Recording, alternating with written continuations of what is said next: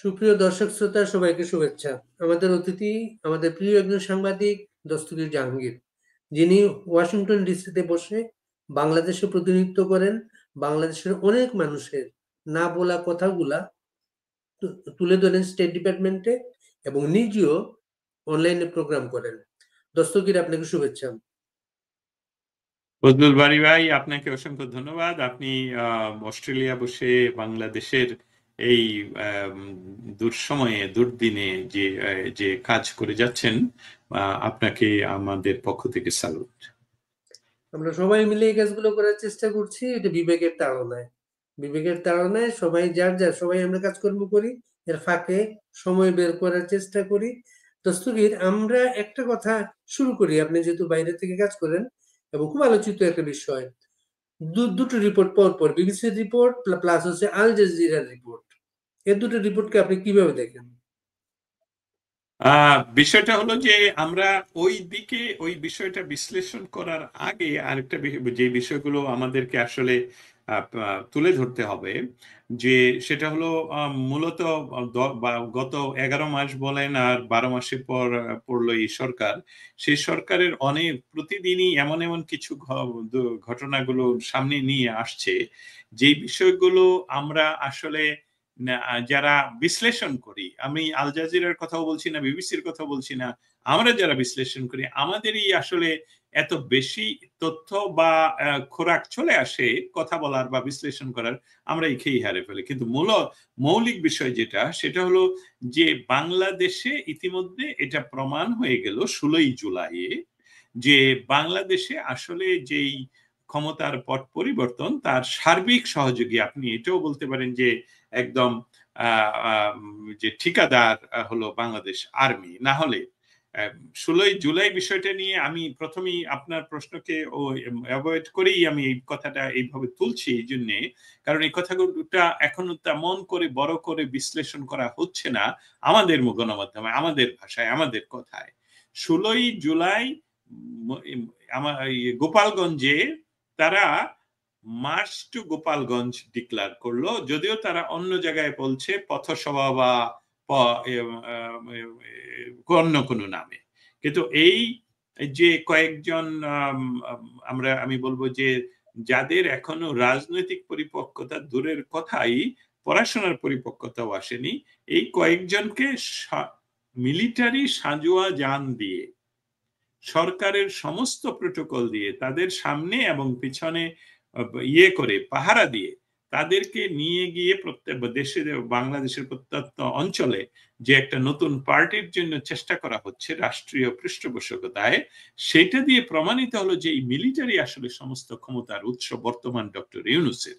এবং সেটার আরেকটি বড় বিষয় যেটা নিয়ে আমি আলোচনা আসলে করতে চাই, সেটা হলো 16ই জুলাই যে ঘটনাটা ঘটলো গোপালগঞ্জে, সেই বিষয়টা ছিল, আমরা যদি আপনার দেখা, আমার দেখা, আমাদেরকে যারা শুনবেন বা শুনছেন তাদের দেখা কোনো ভিডিও এবং ছবি আমরা লক্ষ্য করি, সেখানে কিন্তু গোপালগঞ্জবাসী কোনো ক্রমেই কোনো আর্মির উপর আক্রমণ করেনি। আই রিপিট, কোন আর্মি বাংলাদেশের সশস্ত্র বাহিনীর উপর সেখানে গোপালগঞ্জবাসী আক্রমণ করেনি। অথচ বলা হচ্ছে যে সেখানে গন্ডগোল হয়েছে, যেটা পাকিস্তানের সাথে আমাদের স্বাধীনতা সংগ্রামকে অনেকে গন্ডগোল বলা হয়েছে, সেখানে আক্রমণ করা হয়েছে। ওকে, তাহলে কে কাকে আক্রমণ করলো, কে কোন বিষয়টাকে আক্রমণ করলো? সেখানে একটি রাজনৈতিক নতুন একটি দলের তথাকথিত কয়েকজন, যাদেরকে আমরা অনেক সময় বলতে পারি যে তারা রাজনৈতিক পরিপক্কতার অভাব, পড়াশোনার অভাব, সেই কয়েকজন গিয়ে বাংলাদেশের স্থপতির জন্মস্থানে গিয়ে তারকে নিয়ে কটূক্তি করা, তাকে নিয়ে বিভিন্ন ধরনের কথা বলা, যেসবগুলি খুবই অসম্মানজনক, সেখানে স্থানীয় মানুষেরা সেই সভা পণ্ড করে দেয়। আমি সুস্পষ্টভাবে বলছি, সেই সভা সেখানে তারা স্থানীয় মানুষেরা পণ্ড করে দেয়। সেখানে কিন্তু দেখবেন ওই ভিডিওগুলোতে যদি আমরা লক্ষ্য করি, সেখানে দেখবেন যে সেখানে ওই লাল রঙিন চেয়ারগুলো উঠছে, কিন্তু একজনকে আরেকজনকে মারছে না, একজনকে আরেকজনকে থেতলে দিচ্ছে না পাথর দিয়ে, একজনকে আরেকজন গুলি করছে না, কিন্তু সেখানে তাদের তারা যে বাইরে থেকে আর্মি প্রোটেকশনে যে মানুষগুলোকে নিয়ে গেল আর যে স্থানীয় কয়েকজন গুন্ডাকে যে সামনে বসালো, এছাড়া সমস্ত চেয়ারগুলো কিন্তু খালি ছিল। অতএব সেখানে স্থানীয় মানুষরা তো অংশগ্রহণই করেনি। সেই মানুষেরা তারা যখন বঙ্গবন্ধুর প্রতি তাদের কটূক্তি করে তখন সভা পণ্ড করে দেয়।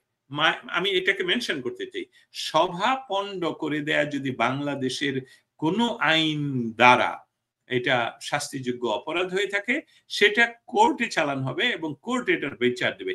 মিলিটারি কেন গুলি চালালো? আর্মি কেন গুলি চালালো? আর্মির এই ভিডিওতে আমরা কেন দেখতে পেলাম, যেটা ইতিমধ্যে নট অনলি ওয়ান ভিডিও, অনেক ভিডিও, শত শত ছবি, যেসবগুলো আমরা সংগ্রহ করে পৃথিবীর গণমাধ্যমগুলোকে, পৃথিবীর নামি দামি গণমাধ্যমগুলোকে আমরা সরবরাহ করছি, স্টেট ডিপার্টমেন্টকে দিয়েছি, হোয়াইট হাউসকে দিয়েছি, জাতিসংঘকে দিয়েছি।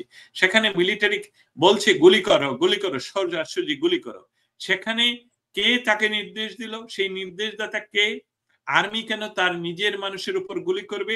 যে আর্মি ৩রা অগাস্ট বলেছে সে বাংলাদেশের জনগণের উপর লাঠিচার্জ করবে না, সেই আর্মি কার নির্দেশে একদম আনআর্মড সিভিলিয়ান যারা তাদের নিজের জায়গায় দাঁড়িয়ে তাদের নিজের লিডারকে প্রোটেক্ট করছে, রাজনৈতিক প্রোটেকশন করছে, সেখানে আর্মি গুলি চালাবে কেন?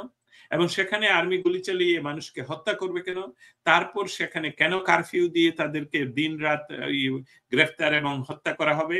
তারপর এই বিষয়টা নিয়ে কেন বাংলাদেশের ইন্টারিম গভর্নমেন্টের উপদেষ্টারা অনেকটাই, আমেরিকান প্রেসিডেন্ট যখন বিন লাদেনকে পাকিস্তানে হত্যা করে, আমেরিকার প্রেসিডেন্ট যখন ইরানে আক্রমণ করে, তখন যেরকম মনিটরিং করেন সেইভাবে তারা সেখানে বসে মনিটরিং করবেন হত্যাকে, সেটা হবে কেন? এখানে আরেকটা বিষয় আসলে করতে চাই, কারণ বিবিসি এবং আল জাজিরা বিশ্লেষণটা এইভাবে করা আরো উচিত ছিল। কারণ হলো সেখানে আমরা পৃথিবীতে গণহত্যার যে সংজ্ঞা দেখি, সেই সংজ্ঞার মধ্যে অনেকগুলো সংজ্ঞা রয়েছে, কিন্তু আরেকটি সংজ্ঞা সেখানে রয়েছে, সেটা আমি দেখি উত্থাপন করতে পারি কিনা, যে একটি নির্দিষ্ট অঞ্চলে নির্দিষ্ট জনগোষ্ঠীকে লক্ষ্য করে যদি বিনা বিচারে হত্যাযজ্ঞ চালানো হয় সেটা গণহত্যা। তাহলে নির্দিষ্ট অঞ্চল একটা গোপালগঞ্জবাসী সবাই বঙ্গবন্ধুকে ভালোবাসে, সবাই না হোক 90%, 95% মানুষ ভালোবাসে, এবং তারা একই খাবার খায়, একই কথায় কথা বলে, একই ভাষায় কথা বলে। সেখানে আর্মি, বাংলাদেশের শুধু বিমান বাহিনী ছাড়া সমস্ত বাহিনী দিয়ে তাদেরকে ঘেরাও করে তাদেরকে হত্যা করা হয়েছে, গুলি করা হয়েছে, গ্রেফতার করা হয়েছে। অতএব আন্তর্জাতিক এই আইন অনুসারে এটা একটা গণহত্যা, এবং সেটা বিবিসি এবং সেইভাবে বিশ্লেষণ করেনি। এটাই ছিল আপনার উত্তর। ধন্যবাদ।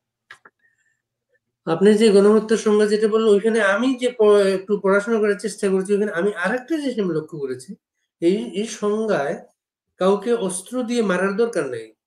কোন একটা গোষ্ঠীকে যদি মৃত্যুর হুমকি দেয়া হয়, সেটাও কিন্তু গণহত্যা। কিন্তু একদম একদম বাংলাদেশের পৃথিবীর খুব বাজে একটা সময় আমরা পার করছি। পৃথিবীর বাজে সময় বলতেছি এই কারণে, গাজায় আর কি করলে সেটা তাদের সংজ্ঞায় গণহত্যা হবে। একটা জনগোষ্ঠীকে ধ্বংস করা, তাদের আবাসভূমি, খাবারের ব্যবস্থা, পানির ব্যবস্থা, স্যানিটেশন ব্যবস্থা, সমস্ত কিছু কিন্তু ধ্বংস করা হয়েছে, এবং আজকে সেটা গণহত্যার সংজ্ঞায় পড়ছে না। প্লাস হচ্ছে বাংলাদেশ থেকে যারা মানবাধিকারের কথা বলেন, আমার শান্তিতে নোবেল বিজয়ী একজন প্রধান উপদেষ্টা আছেন, তিনি ওই বিষয়টা নিয়ে চুপ। বিশেষ একটা সময়ে তারা মার্চ ফর গাজা একটা কর্মসূচি দিয়েছিলেন, কিন্তু এরপরে আর কোনো দেখিনি। দস্তগীর জাহাঙ্গীর, আপনি সেনাবাহিনী একটা বিষয়টা এনেছেন যখন, তখন আমি একটু শেয়ার করি আপনাকে। আমি খোঁজ নিয়ে শুনেছি সেনাবাহিনী প্রধানের একটা বক্তব্য, যেটা অন রেকর্ড উনি বলেন নাই। বক্তব্যটা হচ্ছে, সেনাবাহিনীর ভিতরে এই প্রশ্নগুলো এসেছে যে বাংলাদেশে আরো তো রাজনৈতিক দল আছে, কাউকে তো সেনাবাহিনী পাহারা দিয়ে বেড়াচ্ছে না, এদেরকে কি কেন এটা করছে? সেনাবাহিনীর ভেতরে প্রশ্নটা উঠেছে। তখন এটা যখন সেনাবাহিনী প্রধানকে বলা হয়েছে, তিনি বলেছেন ওদের যে অবস্থা এখন, এই প্রোটেকশন যদি না দেওয়া হয়, ওদেরকে লোকজনকে মেরে ফেলবে, যে কোনো জায়গায় মেরে ফেলবে, তখন দায় দায়িত্ব দেবে সেনাবাহিনীর উপরে, যেহেতু সেনাবাহিনী একটা পজিশনে আছে। আরেকটা ব্যাপার আমি এই প্রসঙ্গে আপনার দৃষ্টি আকর্ষণ করি, আপনি কিছু লাইভ প্রোগ্রাম করেন বিভিন্ন সময়। কিছুদিন আগে রাতের বেলা আপনার আপনার ওয়াশিংটনের রাতের বেলা আপনি একজন প্রবাসী বাংলাদেশি ব্যক্তিত্বকে নিয়ে লাইভ প্রোগ্রাম করেছিলেন। তখন আপনার যেন কোনো মনে হচ্ছিল আপনার দর্শকদের এমন একটা বার্তা দেওয়ার চেষ্টা করছিলেন, বাংলাদেশে বিশেষ কিছু ঘটছে, রাত পেরুলেই হয়তো আমরা কোনো একটা খবর পাবো। বিষয়টা কি ছিল সেটা? আপনাকে অসংখ্য ধন্যবাদ সেটা এই বিষয়টা সামনে আনার জন্য। আরেকটা বলি, ওয়াকার সাহেবের যে বক্তব্য আপনি অফ দ্য রেকর্ড থেকে এনে যে কথাটা ইয়ে করলেন, তুলে ধরলেন, দুটাই বিশ্লেষণ করা খুবই জরুরি। জরুরি হলো এই, বাংলাদেশের 5ই অগাস্টের পরবর্তী সময়ে প্রতিবারই একটি বিষয় ঘটানো হচ্ছে আর্মির পক্ষ থেকে, স্পেশালি ওয়াকারের পক্ষ থেকে। সেটা কি, ওয়াকার কিছুদিন পরপরই উনি আসেন যে আজকে আমি বক্তৃতা করব, মানে এখন নয়, আমি বলছি আর কি, বক্তৃতা করব। তখন একটা একটা আমাদের মনে একটা প্রশ্ন আসে, তাহলে উনি যে বলছিলেন 5ই অগাস্টে বলছিলেন যে দেশের নিরাপত্তার দায়িত্ব আমি নিলাম, এবং সেখানে আমরা এখন রাজনৈতিক নেতৃবৃন্দের সাথে কথা বলছি, আমরা এখন প্রেসিডেন্টের সাথে দেখা করতে যাব, এবং বাংলাদেশের শান্তি শৃঙ্খলা আমরা রক্ষা করব। তাহলে কি আমরা সেই সেই বিষয়গুলো কি উনি উত্থাপন করবেন, সেটা কি প্রতিপালন করবেন? এরকম একটা ধোঁয়া উনি উঠাতেন, যেটা এখন সময়ের পরিবর্তনে, এই সময় যখন এখন আসলো 16ই জুলাই, তখন আমরা দেখতে পেলাম যে না, নিরস্ত্র বাঙালি সাধারণ মানুষের উপর এই আর্মি গুলি করছে। ওয়াকার সাহেব কিন্তু তখন আর এনাফ আর বলছেন না, উনি কিন্তু তখন আর মাইক্রোফোনে আসছেন না, ভিডিওতে আসছেন না। অতএব আপনি সেই যে বহুদিন আগে আমার যে লাইভ প্রোগ্রাম দেখছিলেন সন্ধ্যার সময়, আমাদের এখানে একটু অন্ধকার হয়ে পড়েছিল, সেই সময়ের কথাটা হলো যে এই ওয়াকার সাহেব যে বারবার যে প্রতিশ্রুতি দিচ্ছিলেন যে বাংলাদেশের মানুষের স্বাভাবিক মৃত্যুর গ্যারান্টি আছে, নিরাপত্তা আছে। অতএব ধারণা করা হচ্ছিল যে উনি যে বক্তৃতা করবেন সেদিন, সেটাতে কি উনি এমন কোনো কিছু করবেন যেটাতে করে বাংলাদেশে আর কোনো মব কিলিং হবে না, আর কোনো অ্যাট্রোসিটি হবে না, আর কোনো গণ হত্যার পরিবেশ তৈরি হবে না। অতএব সেই উত্তেজনাটা যাতে সরাসরি মানুষের সামনে নিয়ে আসা যায়, সেই জন্য আমরা অ্যানালাইসিস করছিলাম। কিন্তু 16ই জুলাই সেটা প্রমাণ করে দিল যে এই ঠিকাদার সেনাবাহিনীর প্রধান যিনি ওয়াকার, এই ওয়াকার সাহেব আসলে যাদের হয়ে, যে যে প্রভুদের হয়ে উনি কাজ করছেন, তাদের জন্য কাজ করার জন্য ওনার যত ধরনের অভিনয় করতে হবে, যতবার মূলা ঝুলাতে হবে, সেইগুলো উনি করেছেন।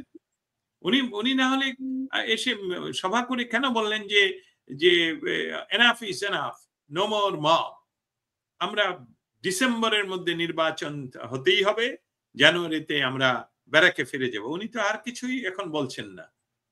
তারেক জিয়ার সাথে দেখা করে ওনারা ডিসেম্বর থেকে নিয়ে গেলেন এপ্রিলে, বা এবং রোজার আগে পিছনে।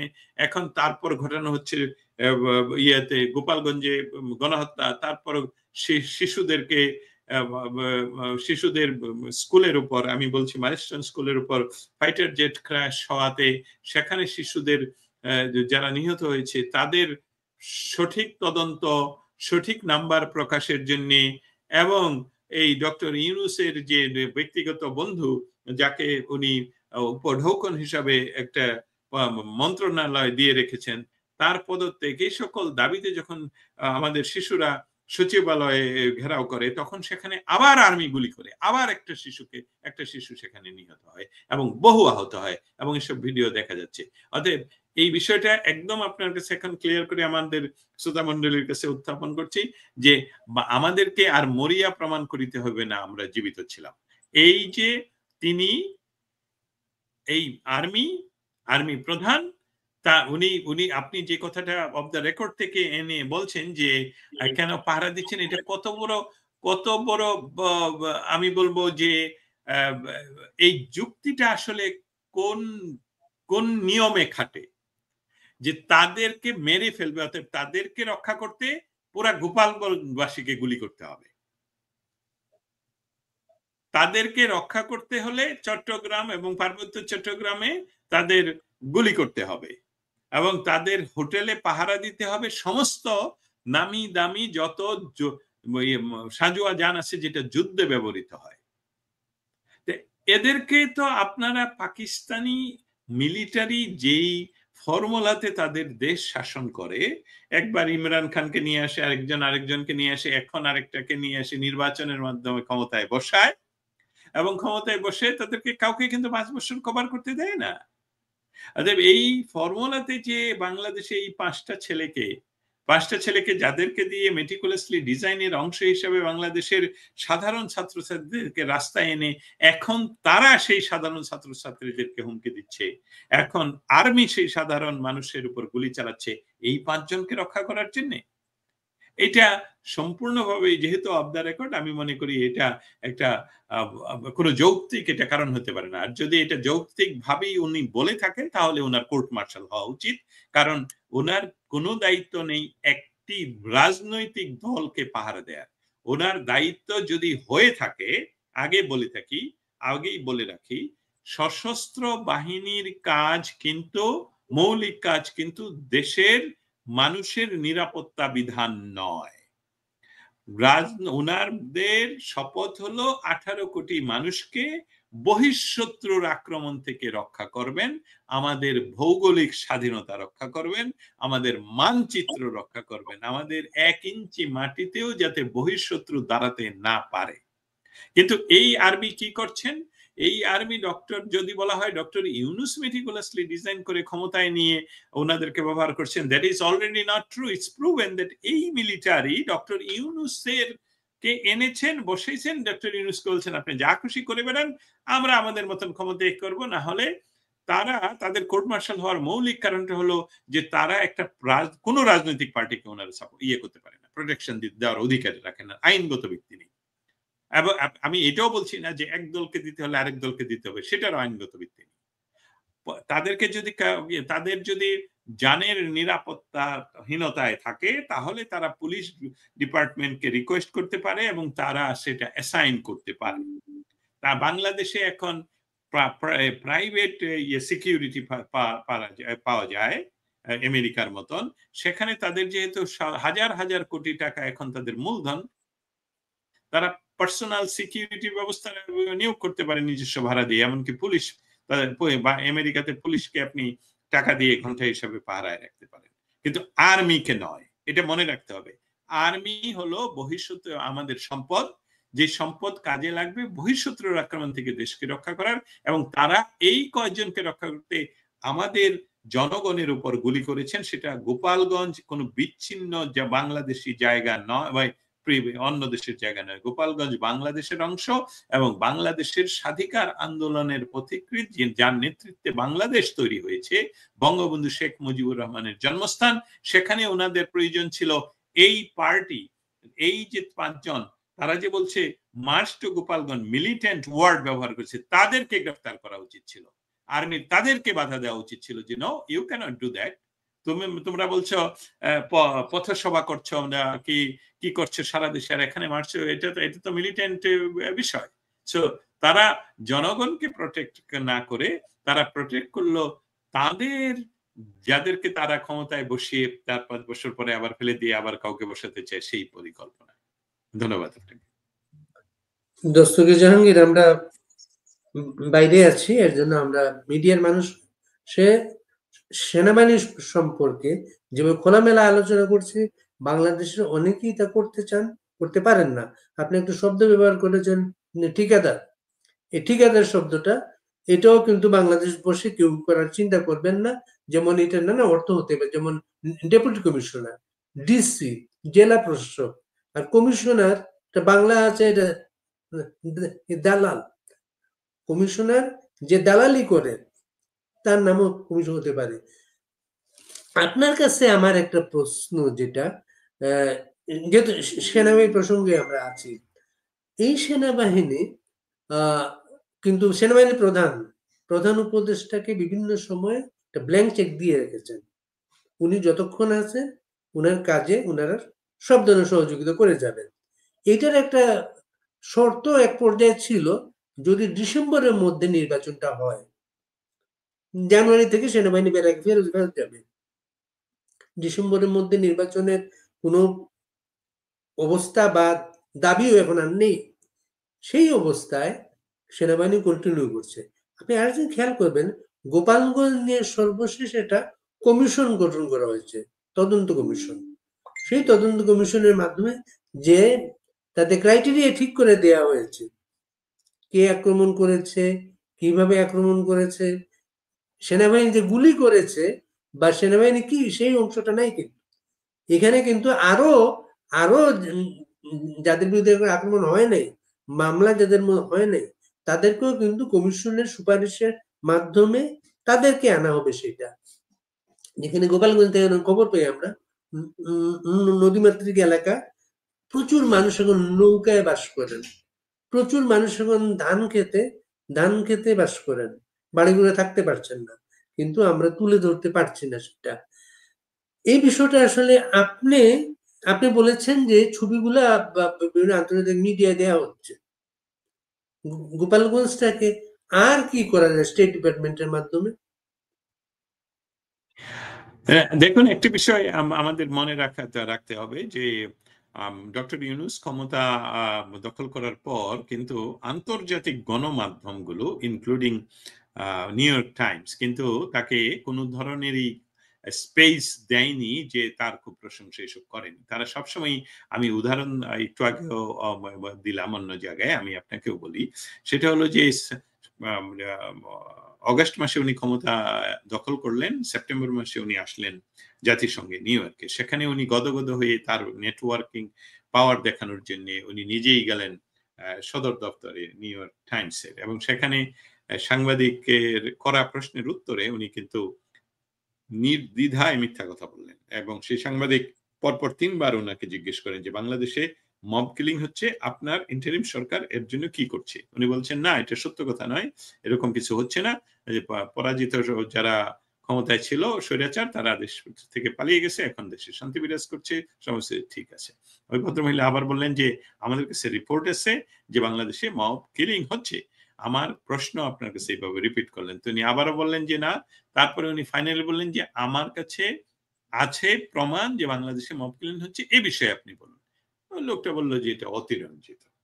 তা আমি এই কথাটা এখন কেন বললাম যে আন্তর্জাতিক গণমাধ্যম, আপনি দেখেন ব্রিটেনে সে যখন গেল, সে যে ইন্টারভিউ দিল, সেই ইন্টারভিউ সে তার প্রচার ব্যবস্থা এক ধরনের বলে, যখন আমরা দেখলাম রিয়েল ইন্টারভিউ তখন দেখা গেল যে তাকে তুলোধনা করা হলো এবং তাকে সরাসরি বলা হলো যে বাংলাদেশে যদি গণতান্ত্রিক পরিবেশ আনতে চান তাহলে তো আওয়ামী লীগকে বাদ দিয়ে আপনি নির্বাচন করবেন, এটাকে গণতান্ত্রিক পরিবেশের জন্য এখানে, সেই কথাগুলো তার যে প্রেস ইয়ে আছে সেখান থেকে বলা হচ্ছে না। এইগুলো গণমাধ্যম, আন্তর্জাতিক গণমাধ্যম কিন্তু তাকে চোখে রাখছে আমাদের কারণেই শুধু নয়, তাদের নিজস্ব ব্যবস্থাও রয়েছে বাংলাদেশে। কিন্তু বাংলাদেশের সাধারণ মানুষ ছাড়া তো আমাদের কাছে নিউজ ভিডিও গুলো আসে না, কারণ গণমাধ্যমে তো আসছে না। আপনি আপনি আপনাকে এটা উদাহরণ দেওয়াই সম্ভব, যখন ঢাকাতে মন্দির ভেঙে দেওয়া হলো ওই বুলডোজার দিয়ে, সেদিন সেখানে আমার মনে হয় যমুনা টেলিভিশনের একজন রাস্তায় ওই রিপোর্টার, সে যখন একজনকে তারপরে দোল যাত্রায় তাকে যখন জিজ্ঞেস করা হলো যে আপনারা কেমন আছেন, কি করছেন, সেই ভদ্রমহিলা পরপর উনি ইয়ের কথা বলা শুরু করলেন যে আমাদের মন্দির ভেঙে দেওয়া হচ্ছে, অমুক তমুক দেওয়া হচ্ছে। এই রিপোর্টারের বডি ল্যাঙ্গুয়েজ যদি দেখেন, সে দ্রুততম সময়ে কথা চেঞ্জ করে সে ঘুরে অন্যদিকে গিয়ে এই লাইভ বন্ধ করে দেয়। আর তার চেহারা দেখলে, তার সন্ত্রস্ত অবস্থা দেখলে, যে তাকে তো এখন এই এই এই মহিলাকে যে কথা বলতে দেওয়া হলো এটার জন্য তার চাকরি যাবে, জেল হবে, এমনকি মব কিলিং হবে। এবং সেই সাথে আরেকটা বিষয় দেখা যাচ্ছিল, যিনি উপস্থাপিকা স্টুডিওতে আছেন তিনিও দ্রুততম সময়ে কথা বলে অন্যদিকে চলে যাচ্ছেন, কারণ তারও অবস্থা খারাপ হবে। এই হলো বাংলাদেশের বর্তমান অবস্থা। এই অবস্থা থেকে আমরা যে কাজটুকু স্টেট ডিপার্টমেন্ট এবং হোয়াইট হাউসে যেটা করছি সেটা হলো এই অবস্থাটাকে প্রতিদিন উত্থাপন করা, যখনই সুযোগ প্রতিদিন উত্থাপনের কথাটার অর্থ হলো যে এটা তো শুধু বাংলাদেশ বিষয়ে তো প্রেস ব্রিফিং হয় না। প্রেস ব্রিফিংটা হয়, আপনি একটু আগে গাজার কথা বলছিলেন, প্রেস ব্রিফিং এ সেই বিষয়টা প্রায় ১ ঘন্টা ব্যাপী ওইটা চলে, পৃথিবীর হাজার হাজার শত শত সাংবাদিকরা সেটা নিয়ে প্রশ্ন করার জন্য হয়ে থাকে। তো সেখানে এই বাংলাদেশ বিষয়গুলো তাদের কে দেয়া, এবং এই বিষয়গুলো যে হচ্ছে যে এই যে মিলিটারি যে গুলি করলো, আমার যে লিখিত প্রশ্ন উত্থাপন করা হয়েছে যে বাংলাদেশের এই আর্মি জাতিসংঘের শান্তি বাহিনী হিসাবে বিভিন্ন দেশে গিয়ে শান্তি রক্ষার কাজ করেন। তার যেই শান্তি বাহিনীর যে ফান্ডিং হয় তার একটা বড় অংশ আমেরিকা অনুদান দেয়। অতএব আমেরিকার সরাসরি অনুদানের পয়সায় বা যারা যারা আয় করে তারা বাংলাদেশে তাদের নিজের মানুষের উপর গুলি করছে। এখন উত্তর পাইনি, আমি সেটা জানাবো। অতএব আমাদের যে কাজগুলো করতে হবে সেটা হলো যে আমরা তো শুধু একটা আমাদের আর্মি খারাপ এটা উত্থাপন করতে চাচ্ছি না, এটাই শেষ কথা নয়। আমি ঠিকাদার শব্দটা আপনি যদিও বলছেন যে বাংলাদেশে বলেন না, হ্যাঁ বাংলাদেশে যারা এখন ক্ষমতাসীন, যে সকল ছাত্ররা ক্ষমতাসীন তারা কিন্তু জগন্নাথ কলেজের সামনে ১ মাস আগেও মিছিল করেছে যে কি আর আর্মি হলো ঠিকাদার। কারণ তারা জানে আর্মি ঠিকাদার, কারণ যে মেটিকুলাসলি ডিজাইনের যে টাকাগুলো ভাগ করা হয়েছে সেখানে অবশ্যই কোনো না কোনো ভাগ সবার কাছে গিয়েছে। নাহলে আর্মি যদি নিরস্ত্র মানুষের উপর গুলি না করবে তাহলে তো গোপালগঞ্জের এই অ্যাট্রোসিটি বা গণহত্যা চালানোর কথা নয়। আর্মি যদি মানুষের পক্ষে দাঁড়াবে তাহলে সেদিন কেন যাত্রাবাড়ি এবং এয়ারপোর্টকে ওপেন করে দেওয়া হলো? আরেকটা উদাহরণ, আপনি আর আমি কি কোনো প্রমাণ দিতে পারবো যে সেদিন গণভবনের কোনো গেট ভেঙে মানুষ ঢুকেছে? এটা তো খুলে দেওয়া হয়েছে, আর্মি খুলে দিছে। আপনি কি কোনো প্রমাণ দিতে পারবো যে এই উত্তেজিত সাধারণ নাগরিকেরা যারা সেদিন নেমে আসছিল, সাধারণ নাগরিক বলছি কারণ এটা মেটিকুলাসলি ডিজাইন করে তাদেরকে আনা হয়েছে, এবং তারা যে বাংলাদেশে দেশের সবচেয়ে মর্যাদাপূর্ণ স্থান আমি বলবো আমাদের জাতীয় সংসদ ভবন, সেখানে কি দরজা ভেঙে ঢুকেছে তারা? নো, তাদেরকে খুলে দেওয়া হয়েছে। অতএব এই জন্যই তারা ঠিকাদার, এবং এটার জন্য সমস্ত মিলিটারি দায়ী নয়, এটার জন্য সমস্ত আর্মি দায়ী নয়। আমাদের আর্মির যে সুনাম, সেই সুনামকে রক্ষা করার জন্য আর্মির ভিতরে যারা ৭১কে আপনারা যারা আর্মির আমাদের কথা শুনবেন বা শুনছেন, আপনাদের কাছে আমি দস্তগীর জাহাঙ্গীর সরাসরি বলছি, এই বাংলাদেশ আর্মির জন্ম ঐতিহাসিক আমাদের স্বাধীনতা সংগ্রামের মাধ্যমে। অতএব ২৪-এর যে তথাকথিত বিপ্লবের কথা বলা হয়, যে বিপ্লবের কোনো সংজ্ঞাই পড়ে না, সেটা দিয়ে কিন্তু আপনারা আর্মি হননি। তারা আপনাদেরকে আপনাদের প্রয়োজন বোধে আপনাদেরকে ভেনিশ করে দেবে। অতএব আপনারা যে পাহারা দিচ্ছেন এটা আর্মি আইনে বলুন, বাংলাদেশের প্রচলিত আইনে বলুন, এটা কোর্ট মার্শাল হওয়ার যোগ্য। অতএব আপনারা কোন রাজনীতিক দলকে কোনো ক্রমেই সাপোর্ট করতে পারেন না। আপনারা সাধারণ মানুষের উপর গুলি চালাবেন না। সাধারণ মানুষকে আপনারা দেবেন, সিকিউরিটি দিবেন। আর এই বিষয়গুলো আমরা প্রতিনিয়ত যুক্তরাষ্ট্রকে উত্থাপন করার চেষ্টা করছি। যুক্তরাষ্ট্র এই বিষয়গুলো সম্বন্ধে খুব ভালো করে অবগত আছেন, কিন্তু সাথে সাথে এটাও বলি যে বাংলাদেশের বর্তমান ইন্টারিম সরকার যেহেতু জনগণের নির্বাচিত সরকার নয়, তার কোনো রাজনৈতিক নেই, যেটা বলে সাপোর্ট নেই। অতএব তারা ক্ষমতায় থাকার জন্য তাদের বিদেশি প্রভুদের যা প্রয়োজন শুধু ততটুকু নয়, আরো যা না প্রয়োজন সেটা দেওয়ার জন্য তারা এখানে ওয়াশিংটন ডিসিতে অন্ততপক্ষে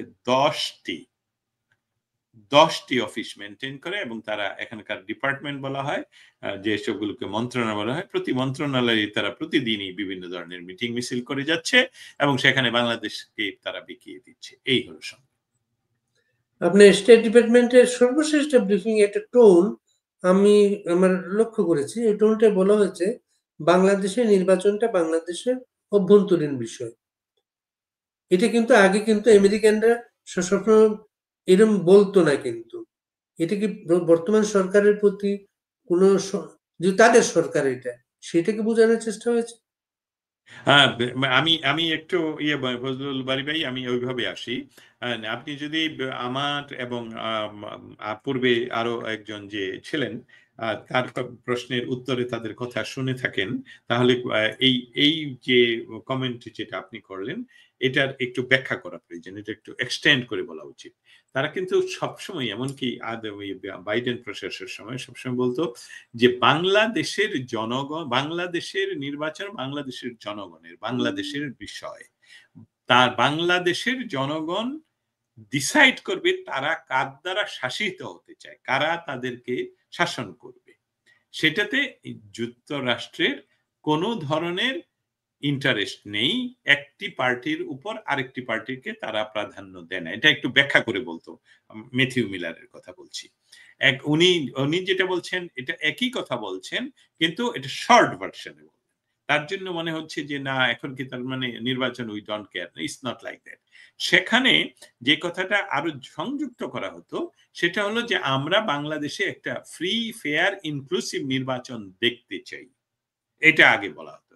এখন এখানকার বিষয়টা হলো এরকম, আগে আমরা সময় পেতাম 2 ঘন্টা, এখন সময় পাই 30 মিনিটস। এই 30 মিনিটস এর ভিতরে যিনি আমাদেরকে ব্রিফিং করেন তিনিও বিষয়গুলো ম্যাক্সিমাম টাইমে খুব শর্ট ভার্সনে যে করেন। অতএব এখানে ডক্টর ইউনূসকে একচ্ছত্রভাবে ছেড়ে দেওয়া যে নির্বাচন বাংলাদেশের নিজের বিষয়, তারা নির্বাচন করুক আর না করুক এটা নিয়ে আমরা নাক গলাবো না, এটা এই বিষয়টা সঠিক নয়। আমেরিকা যুক্তরাষ্ট্র শুধু যুক্তরাষ্ট্রের সরকার না হয় তাদেরকে সমর্থন করবে, কিন্তু যুক্তরাষ্ট্রের যে সকল মেকানিজম যুক্তরাষ্ট্রকে রক্ষা করার, যে মেকানিজম গুলো খুব গণতান্ত্রিক উপায়ে একচ্ছত্রভাবে একজন বলে দিলেই হবে না, সেখানে বাংলাদেশের সাথে যুক্তরাষ্ট্রের দ্বিপাক্ষিক বলেন, অন্যান্য অর্থনৈতিক সম্পর্ক তৈরি এবং লং টাইম রাখার জন্য বাংলাদেশের ব্যবস্থা নির্বাচিত সরকারের সাথে না হলে এখানকার কংগ্রেস সহ বিভিন্ন সরকারি প্রতিষ্ঠানে তার বিপদ ঘটবে। যার জন্য বাংলাদেশের নির্বাচিত সরকারের সাথে কাজ করার জন্য আমেরিকা উদ্গ্রীব, এবং সেটা যত দ্রুততম সময়ই হবে সেটাও আমেরিকা চায়। এটাই হলো ভিতরের খবর। কিন্তু সেই সাথে এটাও বলি, ডক্টর ইউনূস এটাকে ভুতা করে দেওয়ার জন্য, এটা যাতে না ঘটতে পারে সেটার জন্য বহু চেষ্টা চালাচ্ছেন, সময় কিনতে পারছেন, এটা হলো কথা। আপনি আমেরিকাতে বসে আমেরিকার ভেতরটা দেখেন, স্টেট ডিপার্টমেন্টটা দেখেন, প্লাস এখন সারা পৃথিবীর সাথে আমেরিকার একটা বিশেষ সম্পর্ক টেরিফকে কেন্দ্র করে, বাংলাদেশের সাথেও। এবং বাংলাদেশের সর্বশেষ বাণিজ্য উপদেষ্টা বলেছেন প্রকাশ না করার শর্তে তার একটা চুক্তিতে উপনীত হয়েছেন বা হচ্ছেন, এমন একটা বিষয়। কিছু কিছু সামাজিক যোগাযোগ মাধ্যম, কিছু কিছু পাতা বেরিয়েছে, চুক্তির গোপন এই আছে। আপনি আসলে কি ব্যাখ্যা করবেন পুরো পরিস্থিতিকে? আপনি প্রশ্নের ভিতরেই আসলে আমার উত্তরটুকুর একটি অংশ রয়ে গেল। এই কিছু পাতা আমার কাছেও এসেছে এবং সেটার উপরে কনফিডেন্সিয়ালও লেখা, আর আমি কোনো মাধ্যম থেকেই এটা ভেরিফাই করতে পারিনি যে এটা আসলে অরিজিনাল কোনো ডকুমেন্ট। অতএব এটার উপর ভিত্তি করে আমি কোনো ধরনের অ্যানালাইসিসও করিনি, কোনো ধরনের সংবাদ কথা বলিনি। তবে যেহেতু আপনি প্রশ্ন করেছেন সেই জন্য বলি যে এটা আমেরিকান যেই সংস্থার সাথে তাদের যে কথাটা বলা হচ্ছে, যে চুক্তিটার কথা বলা হচ্ছে, সেটা নিয়ে আমেরিকান সরকারের পক্ষ থেকে, এমনকি তাদের বাণিজ্য ডিপার্টমেন্ট থেকে, তাদের ওয়েবসাইটে ঘুরে, তাদের প্রেস বিজ্ঞপ্তি, সংবাদ মাধ্যম, কোনো কিছু থেকেই কোনো ধরনের শব্দটুকুও পাওয়া যায়নি। সো এখন বিষয়টা হলো যে স্টেট ডিপার্টমেন্টের কাছে এটার কোনো প্রশ্নের গুরুত্ব নেই, কারণ এটা স্টেট ডিপার্টমেন্ট করেনি, এটা স্টেটে এই মন্ত্রণালয়ের বিষয় নয়। অতএব যেই মন্ত্রণালয় নয়, শুধু না, সেটা ট্রেড কমিশন বোধহয়, আমি যদি ভুল না বলে থাকি, তা সেই কমিশনের আমি ওয়েবসাইট ঘুরে দেখলাম যে বাংলাদেশের লেটেস্ট যে সকল চুক্তির উল্লেখ সেখানে আছে, সেটা এই মাসের এই কোন সময়ের জন্য নয়। এখানে প্রেস, আমাদের বাংলাদেশ দূতাবাসের যিনি এখন বর্তমানে প্রেস মিনিস্টার, তিনি তার সামাজিক মাধ্যমে সেই মিটিং এর কিছু ছবি দিয়ে বলেছিলেন যে আপনারা এটা ব্যবহার করতে পারেন, কিন্তু সেই ছবিতে নিউজ করার জন্য কোনো তথ্য দেওয়া হয়নি। এটা কিন্তু বিপরীতমুখী। বাংলাদেশে বসে যারা বলছেন তারা বলছেন যে আমাদের ইয়ে হলো যে এটা হলো টপ সিক্রেট না বলে কনফিডেন্সিয়াল, আমরা এটা প্রচার করতে পারবো না।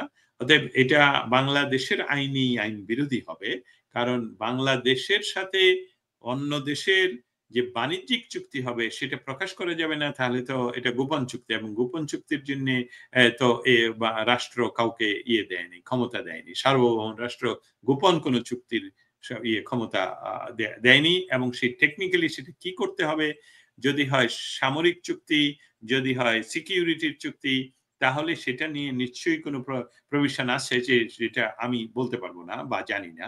কিন্তু এই বিষয়টা যেটা হলো বাণিজ্যিক চুক্তির কথা বলা হচ্ছে, অর্থনীতির চেয়ে বাণিজ্যিক চুক্তি, এটা গোপন থাকবে, এটাতে আসলে রহস্যজনক, বা আমেরিকান কোন ডিপার্টমেন্ট থেকে আমরা এখনো কিছুই ভেরিফাই করতে পারিনি। এবং যেটা বললাম যে প্রেস সরকার ক্ষমতা আসার পর মিনিস্টার থেকে নিজেও কি বলছেন, বলুন। স্পেস মিনিস্টার, আমি সেটা বলছিলাম যে এখানকার বাংলাদেশ দূতাবাসের প্রেস মিনিস্টার যে ছবি দিয়ে, সেখানেও কিন্তু উনি কি চুক্তি হয়েছে, গোপন চুক্তি নাকি কিছুই বলেন, ছবি দিয়ে শুধু বলছেন যে আপনার এই ছবি নিউজের জন্য ব্যবহার করতে পারেন, ইটস ওপেন টু ইউজ। তার মানে অর্থ হলো বাংলাদেশে বসে সরকার যেটা বলছে, এখানে প্রেস মিনিস্টার যেটা বলছে, এটার সাথেও এক কথার সাথে কথার মিল নেই।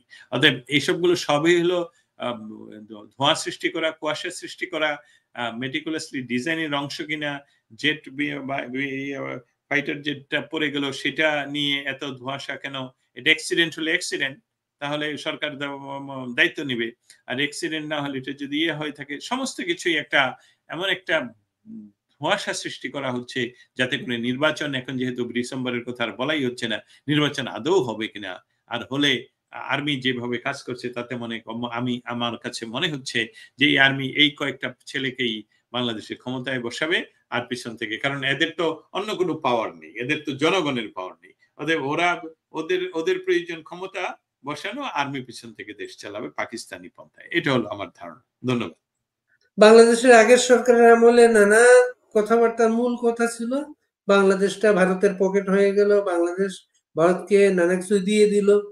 এখনকার সরকার আমলে এই বিষয়টা ভারত শব্দটার জায়গায় এটা আমেরিকার শব্দটা এখানে, আমেরিকাকে বন্দর দেয়া হচ্ছে, আমেরিকাকে করিডোর দেয়া হচ্ছে, আমেরিকাকে সেন্ট মার্টিনের বিষয়। সর্বশেষ নৌ উপদেষ্টা যিনি যথাযথ বক্তব্য দেওয়ার জন্য বেশ প্রশংসিত হতেন এক সময়, তিনি বলেছেন আমাদের সামর্থ্য আছে, কিন্তু আন্তর্জাতিক সম্পর্কের জন্য বন্দর আন্তর্জাতিক এক সংস্থাকে দেয়া বাংলাদেশের জন্য ভালো। এই বিষয়টা আপনি কিভাবে দেখেন? এটা আপনি যে কথাটা বললেন প্রশ্নের প্রারম্ভে, সেটা ইয়ে বলি, সেখান থেকে আসবো এই বন্দরের বিষয়টা। ভারতের সাথে আগে যে কথাটা আপনি বললেন যে ভারতের সাথে, এটা একটা প্রচন্ড প্রপাগান্ডা বাংলাদেশে ছিল, এবং এমনকি এই যিনি নজরুল, তার আসলে নাম আসিফ নজরুল নয়, এটা তার সে এটা গ্রহণ করা নাম নয়, নজরুল ইসলাম। নজরুল ইসলাম, এই এই এই এই তথাকথিত আইনের শিক্ষক, উনি আসলে আইন, হয়তোবা বাংলাদেশের আইনের কোডিং গুলি জানেন, মানে আইনটা জানেন, কিন্তু আইন জানতে হলে আইনের থিওরি অফ ল জানতে হবে। উনি থিওরি অফ ল যদি জানতেন, তাহলে এতগুলো সাংবাদিককে, এতগুলো মানুষকে ফেব্রিকেটেড মিথ্যা মামলায় এতদিন যে জেলে রাখা আইন পরিপন্থী, সেই বেসিকটাই তো উনি জানেন। একটা মানুষকে আপনি এত লম্বা সময়, এটা কমন লতেও পারবেন না, এটা সিভিল লতেও পারবেন না। তাতে এই ইয়াগুলো, যেটা প্রপাগান্ডা, সে নিজেও এক সময় 26 লক্ষ বা 24 লক্ষ হোয়াটএভার নাম্বার ভারতীয়রা বাংলাদেশে কাজ করে, সেটা এখন তারা ক্ষমতায়, কোথায় সেই ভারতীয়রা? বাংলাদেশের সাথে ভারতের গোলামী চুক্তি, কোথায় সেই চুক্তিগুলো? আপনারা কত প্রকাশ করতে পারছেন না। আপনারা এত প্রপাগান্ডা চালালেন যে শেখ হাসিনা সরকারের সময়, যে বাংলাদেশের উপর ট্রানজিট, বাংলাদেশকে ব্যবহার করে ভারত সমস্ত কিছু করছে, কিন্তু এখন দেখা গেল উল্টা, যে ভারত তাদের ট্রানজিট বন্ধ করে দিচ্ছে, যেটা আওয়ামী লীগ সরকারের কেউ আসলে প্রচারই করেনি। ভারতের উপর দিয়ে বাংলাদেশের সব সামগ্রী যেত, এক্সপোর্ট হতো, সেসবগুলোর কথা বলা হয়নি। আচ্ছা, বাংলাদেশের মানুষকে রাস্তায় রেখে উত্তেজিত রাখার জন্য ডক্টর ইউনূসের মুখ দিয়ে ডক্টর ইউনূস বারবার সেভেন সিস্টার, ভারত বিরোধী বহু কথা বললেন। গত 4 মাস ধরে কিন্তু ওনারা আর ভারত বিরোধী কথা বলছেন না। প্রপাগান্ডা ছিল শেখ হাসিনা ইলিশ দিয়ে দেয়, ম্যাঙ্গো দিয়ে দেয়, সমস্ত কিছু। এখন আপনারা ম্যাঙ্গো, ইলিশ, শাড়ি সবই দিচ্ছেন। তার অর্থ কি? এটা সম্পূর্ণভাবে রাজনৈতিক প্রপাগান্ডা। এবং সেখানে এখন যেটা বলা, আপনি যেটা তুলনা করলেন যে একটা আমরা দেশের কথা, আমেরিকা যুক্তরাষ্ট্র ইন্দো প্যাসিফিক জোনে তাদের অবস্থান সুরক্ষিত করার জন্য, আমেরিকার সিকিউরিটির জন্য তারা যা প্রয়োজন তাই করবে, ফুল স্টপ।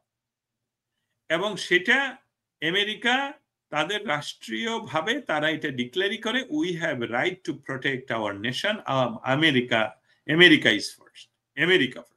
অতএব সেই কারণে আমেরিকা এটা অবশ্যই তাদের কাজ তারা করবে, এটা আমেরিকা করছে।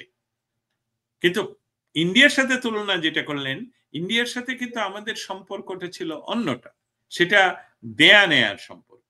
যেই দেয়া নেয়াটা বাংলাদেশও ট্রানজিট পেয়েছে, বাংলাদেশের সাথে বাংলাদেশ বেশি একর জমি পেয়ে, অনেক হাজার একর বেশি জমি পেয়ে এই ছিটমহল চুক্তিটা সম্পন্ন করা হলো।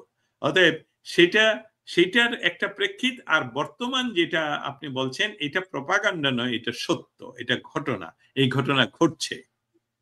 এবং আমাদের সাথে এই দেশের কোনো বর্ডার নেই, ভারতের সাথে আমাদের সবচেয়ে বেশি, সব চতুর্দিকেই ভারত। অতএব সেখানের সেটা ছিল প্রপাগান্ডা, আর এটা হলো সত্য কথা। এবং এখন বন্দরের কথায় দিয়ে শেষ করি।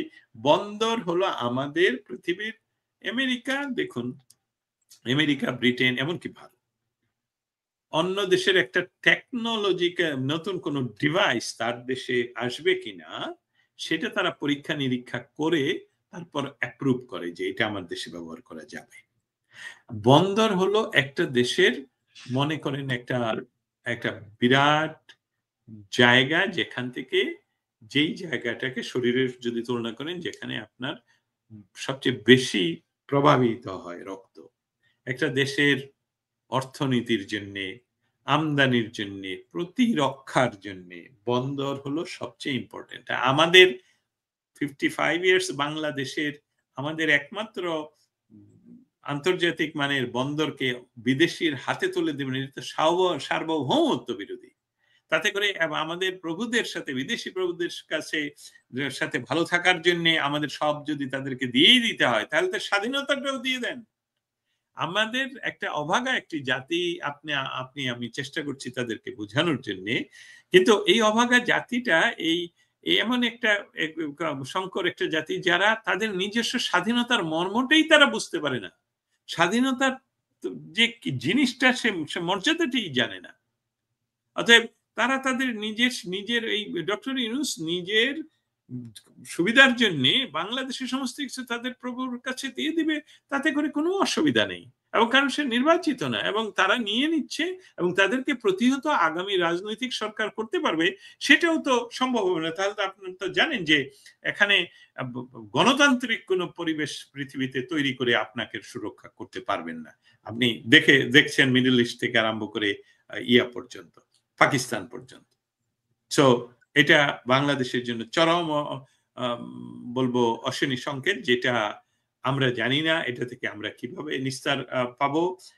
তবে আমরা অবশ্যই এই বিষয়গুলো যাতে করে এত দূর না গড়ায়, তার জন্য সামাজিক মাধ্যম, আন্তর্জাতিক মিডিয়া এবং আমেরিকান পলিটিশিয়ানদের সাথে কাজ করে যাচ্ছি। ধন্যবাদ। আপনার এই বক্তব্যের দুটো দিক আছে। একটা দিক হচ্ছে আপনি সরাসরি যেটা পয়েন্ট আউট করেছেন, আমেরিকা তার স্বার্থে সবকিছুই করে, সব জায়গায় করে, এবং এই কাজগুলো করার জন্য এটা অগণতান্ত্রিক সরকার তার জন্য দুৎসই। গণতান্ত্রিক সরকার যে সবকিছু করানো যায় না।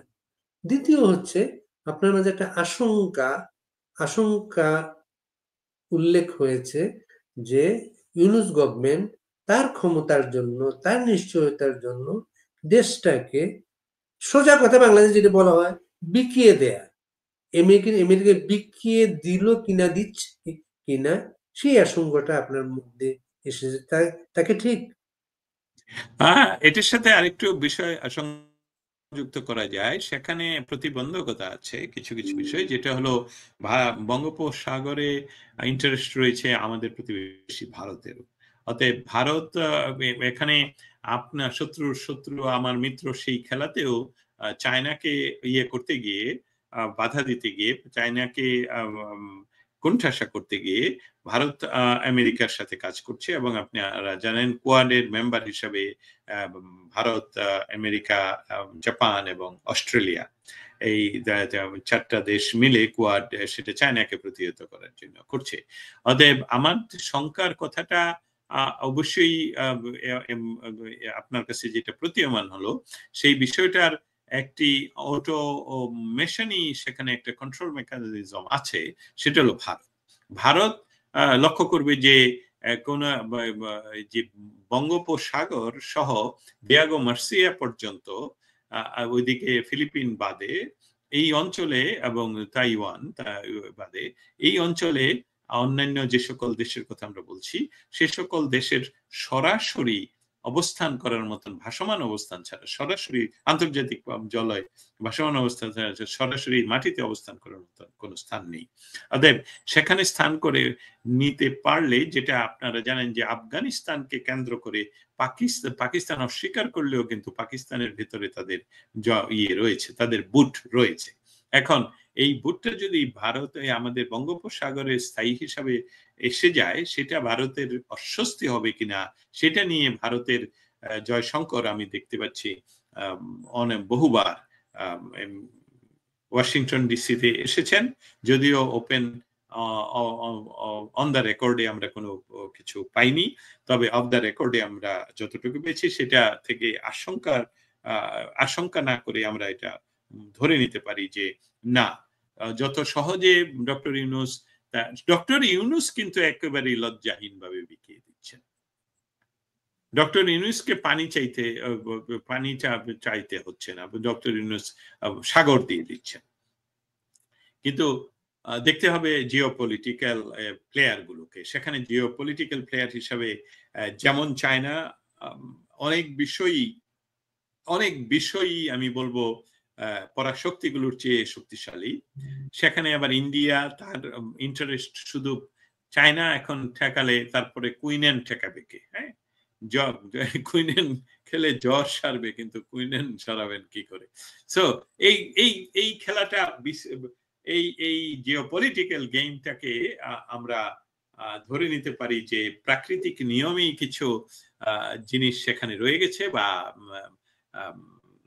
গেট রয়ে গেছে যেসবগুলো কলাপসেবল। এবং দেখা যাক, আমরা সময় নিয়ে কথা বলতে হবে, এটার সরাসরি কিছু আসলেই বলার উপায় নেই। তবে doctor Yunus is a dangerous person.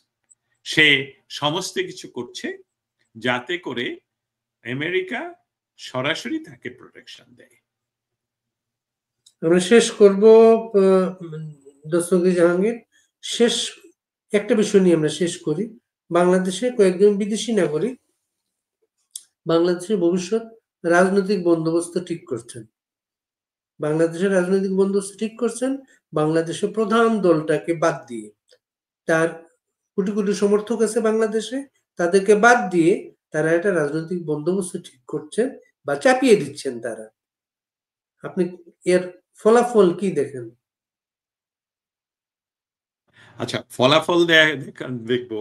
ফলাফল দেখার আগে আপনি যে কথাটা বললেন যে বিদেশি নাগরিক, এখানে আমি একটা বিষয়, এই বিষয়টা নিয়ে আমি কখনো নিজে কোনো ধরনের আলাপ করিনি, অ্যানালাইসিস করিনি। তবে আমি সেখানে মোটা দাগে একটা কথা বলতে চাই। সেটা হলো যে এটা প্রমাণ করা এর খুব সহজ এখন, যে যারা বাংলাদেশের রাজনৈতিক বন্দোবস্ত করতে চাচ্ছে তারা আসলে বাংলাদেশের জন্য করছে না, তারা করছে তাদের বিদেশি প্রভুদের জন্য আর তাদের ক্ষণস্থায়ী সুবিধার জন্য। এবং এখন হলো যে কথাটা যেটা বলছি, আপনি বললেন যে তারা বিদেশি নাগরিক। এখানে আমার কাছে আমি এটাকে প্রাধান্য দেই না। কেন দেই না? কারণ এটা প্রাধান্য দিলে মনে হবে যে বিদেশি নাগরিক একজন সাদা এসে করছে, একজন কালো এসে করছে, একজন চাইনিজ এসে করছে, একজন জাপানিজ এসে করছে। ন, করছে যারা, তারা কিন্তু এই বাংলাদেশের জন্মগত। অতএব তাদের নাগরিকত্ব ইজ নট ইম্পর্টেন্ট। ইম্পর্টেন্ট হলো সে দেশের জন্য করছে কি করছে না। এখন ইয়েটা হলো সে যদি বাংলাদেশের নাগরিকত্ব পরিত্যাগ করে থাকে, যেটা আমাদের ভেরিফাই করা উচিত, তাহলে সে অবশ্যই বিদেশি নাগরিক এবং বাংলাদেশের কোনো ধরনের রাজনৈতিক কোনো চাকরিতেও সে যোগদান করতে হলে সরকারের স্পেশাল পারমিশন লাগবে। রাজনৈতিক বন্দোবস্ততে তো অবশ্যই না। কিন্তু তার যদি ডুয়াল সিটিজেনশিপ থাকে, সেখানে আমি যেহেতু আমি আইনগত বিশ্লেষণটা জানি না, সেখানে বাংলাদেশের আইন কি কোনো বাধা হয়ে দাঁড়ায় যে তার দুইটা নাগরিকত্ব, একটা অস্ট্রেলিয়ান, একটা বাংলাদেশি? আপনাকেই বলি, আপনি অস্ট্রেলিয়ান নাগরিক এবং আমি বাংলাদেশের নাগরিক। এখন বাংলাদেশের সরকারের প্রধানমন্ত্রী হতে এটা কি বাধা আছে? বা উপদেষ্টা হতে বাধা আছে? অথবা পুলিশের প্রধান হতে বাধা আছে? আইনজীবী হতে বাধা আছে? সেটা খুঁজে দেখতে হবে। অতএব এটা আমার কাছে ইম্পর্টেন্ট না ওনার নাগরিকত্ব কি আছে না, যেহেতু আমরা খুঁজে দেখার এই মুহূর্তে ক্যাপাসিটি থাকলেও আমরা করতে পারছি না। তবে মৌলিক বিষয়টা হলো যারা করছে তারা কিন্তু দেশের জন্য করছে না, তারা দেশের না, তারা আমাদের নয়, তারা ৭১-এর নয়, তারা বঙ্গবন্ধুর নয়, তারা সাধারণ বাঙালির নয়। তারা করছে তাদের পেটের ধান্দায়, তাদের পকেটের ধান্দায়, আর তারা নিয়োগকৃত আনইলেক্টেডলি তাদের প্রভুদের দ্বারা, যারা এই অঞ্চলে তাদের ভোট রাখতে চায়। এটাই হলো আমার উত্তর। ধন্যবাদ। দস্তগীর জাহাঙ্গীর, অনেক ধন্যবাদ। আমরা আগামীতে আবার কথা বলবো। ভালো থাকবেন। আপনাকে অসংখ্য ধন্যবাদ। আপনার অনুষ্ঠানে আবারও আসতে পেরে আমি নিজেকে ধন্য মনে করছি। কথা হবে, সংগ্রাম চলবে। একদিন বাংলাদেশ আবার বাঙালিদের হয়ে উঠবে। ধন্যবাদ।